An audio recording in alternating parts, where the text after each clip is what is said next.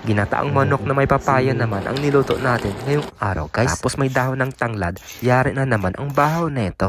Hi guys, ngayong araw nga pala, tara samahan nyo ako ulit dahil magluluto tayo ng ginataang manok na may papaya. Bali kinuha ko na nga din pala guys yung isang pirasong papaya at saka netong Coco Mama doon sa loob ng kwarto. Pumunta na nga din pala ako ng kusina guys dahil dito tayo magluluto. Tapos i-ready na nga din pala natin yung mga sangkap na gagamitin natin. Tulad ng sibuyas, bawang dahil hindi talaga mawawala yan. Tapos ginayat ko nga lang din pala sa gusto kong gayat. Buti na nga lang talaga meron pa tayong isang kamatis na natira kaya ginayat ko na nga din pala ito. Inalis ko nga din pala yung buto ng kamatis. Tapos isusunod naman natin dito yung papaya para mabalatan na. Hinati ko nga din pala muna sa gitna para mabilis lang ang pagbalat neto. Kumuha na nga rin pala ako ng kutsara para kudkurin ito dahil medyo makati yan. Linisan nga lang din pala natin ito ng mabuti guys, yung talagang linis na linis. Tapos ngayon naman guys, gagayatin ko naman ito ng pa-slice. Ayan, pagkatapos ko nga magayat ay isasalin ko muna ito sa malaking lagayan. Ngayon naman guys, ang isusunod kong gayatin dito yung sitaw. Bali aalisin ko nga lang din pala yung pinakadulo niya. Tapos hahatiin ko lang sa gusto kong haba. Ayan, tapos na kaya hinugasan ko na nga din pala itong dahon ng tanglad. Maglalagay nga din pala tayo ng dahon ng tanglad guys para mabango.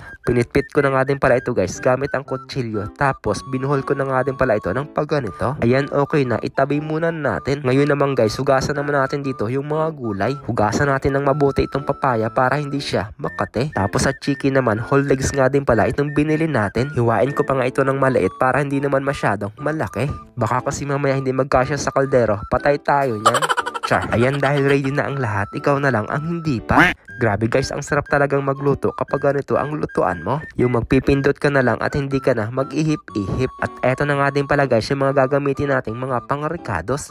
Bali magigisa na nga rin pala tayo dito at ang uunahin ko ang gigisahin dito ay ang sibuyas. Tapos isunod na rin natin dito yung bawang. Ayan, ilagay na natin lahat. Tapos sasangkutsahin ko muna itong karne ng manok. Ilagay na natin lahat para maluto na. Konting mekos-mekos muna. Tapos lagyan natin ng pamintang durog. Tapos takpan natin. Habang nakasala nga yung niluluto ko, naghugas nga din pala muna ako dito ng mga pinagkalatan ko. Hindi naman kasi pwedeng iwan to dito. Kailangan pagtapos gamitin ay hugasan agad. Syempre naka-video pa para sabihan tayo, wow, ang sipag naman. Pagkatapos ko nga din pala maghugas dito guys, sinilip ko nga din pala muna yung niluluto ko. Dahil medyo malambot na nga din pala yung karne, kaya inilagay ko na nga din pala itong papaya. Tapos ipapaibabaw na nga din pala natin dito yung dahon ng tanglad.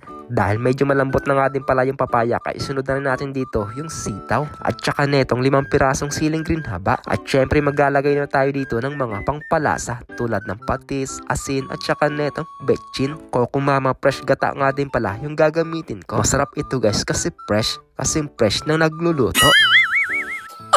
Tapos tinakpan ko nga lang din pala guys ng mga ilang minuto hanggang sa kumulo. Grabe guys, sobrang bango na niya. Parang nagugutom na ako. Parang gusto ko nang kumuha ng pinggan at sumandok na ng kanin. Medyo half cook nga din pala ang pagkaluto ko dito sa gulay. Masarap kasi kainin yung gulay kapag medyo crunchy. Ayan, titikman ko na nga din pala kung tama lang ba yung mga pangpalasa na inilagay natin. Tikman natin guys, ginataang manok na may sarap. Ayan, dahil gutom na talaga kaya nagsandok na nga din pala ako ng ulam. At syempre para makakain na.